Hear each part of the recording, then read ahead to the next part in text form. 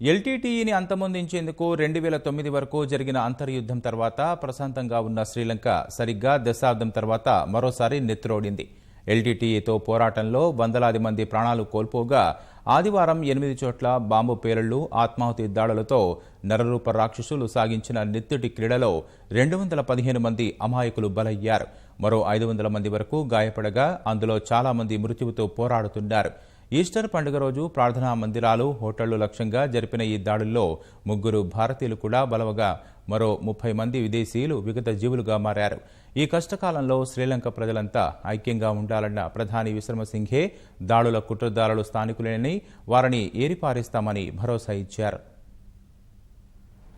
LTTE కారణంగా దశాబ్దం క్రితం వరకు అంతర్యుద్ధంతో రావణకాష్టంలా రగిలిపోయి తరువాత ప్రశాంతతను ఆస్వాదిస్తున్న శ్రీలంకలో ముష్కరమూకల రక్తదాహానికి మరోసారి నెత్తుటేర్లు పారాయి. శాంతి, దయ, కరుణలను ఏమాత్రం సహించలేని కొందరు నరరూప రాక్షసులు శాంతిదూత యేసుక్రీస్తు పునరుద్ఘానమైన ఈస్టర్ రోజున శ్రీలంకలో మారణహోమం సృష్టించారు. ఈస్టర్ పర్వదినాన ప్రత్యేక ప్రార్థనల్లో పాల్గొనేవారు సహా విదేశీయులే లక్ష్యంగా కొలంబోలోని ప్రఖ్యాత ప్రార్థనా మందిరాలు, విలాసవంతమైన హోటళ్లలో ఉగ్రమూకలు వరుస బాంబు పేలుళ్లకు పాల్పడ్డాయి. కొద్ది నిమిషాల పాటు కొలంబో పేలుళ్లతో దద్దరిల్లగా భారీ సంఖ్యలో ప్రజలు చర్చిలు, హోటళ్లలో నెత్తుటి మడుగులో విగతజీవులై కనిపించారు.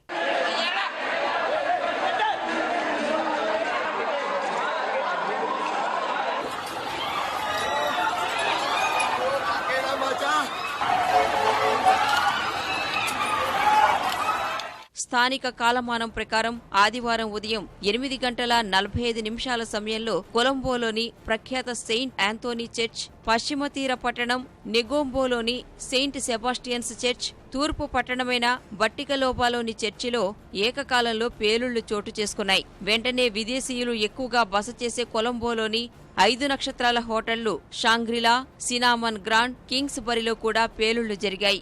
ఒక్క సెబాస్టియన్ చర్చిలోనే 104 మంది చనిపోగా బట్టికలోబ చర్చిలో భారీ సంఖ్యలో ముక్కుపచ్చలారిన చిన్నారులు ముష్కరుల నెత్తుటి క్రీడకు బలైపోయారు.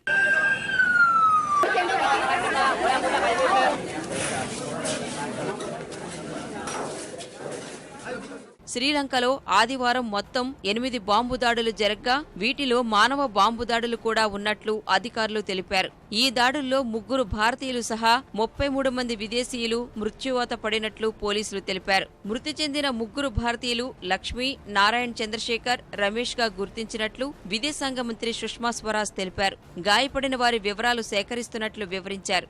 మరోవైపు పేలుళ్లు జరిగిన వెంటనే దేశవ్యాప్తంగా కర్ఫ్యూ విధించిన శ్రీలంక సర్కార్ ఇవాళ రేపు పాఠశాలలు, విశ్వవిద్యాలయాలు మూసివేస్తున్నట్లు ప్రకటించింది. శ్రీలంక ప్రధాని రనిల్ విక్రమసింఘే అత్యవసర సమావేశం నిర్వహించి పరిస్థితి సమీక్షించారు. దాడులను పిరికిబంద చర్యగా అభివర్ణించిన ఆయన వీటి వెనుక స్థానికుల హస్తం ఉందని పేర్కొన్నారు. ఈ మోకాలను నిలువరించేందుకు అన్ని చర్యలు చేపడుతున్నట్లు వివరించారు. ఉగ్రదాడులకు సంబంధించి ముందే భారత్ సమాచారం ఇచ్చినప్పటికీ అడ్డుకోవడంలో శ్రీలంక సర్కార్ విఫలమైందని, నిఘా వైఫల్యం ఉందని విమర్శలు వెల్లువెత్తగా సమాచారం ఉందన్న విషయాన్ని విక్రమసింఘే కూడా అంగీకరించారు. ఉగ్రదాడితో సంబంధం ఉందని అనుమానిస్తున్న 13 మందిని శ్రీలంక పోలీసులు అదుపులోకి తీసుకుని విచారిస్తున్నారు. ఈ దాడులకు ఇప్పటి వరకు ఏ సంస్థ బాధ్యత ప్రకటించుకోలేదు. గతంలో ప్రత్యేక తమిళ దేశం కోసం ఎల్టీటీఈ ఈ తరహా దాడులను చేసినప్పటికీ 2009లో ఆ సంస్థ అధినేత ప్రభాకర్ ను సైన్యం హతమార్చిన తరువాత అది పూర్తిగా అంతమైంది. తాజా బాంబు పేలుళ్లకు సంబంధించి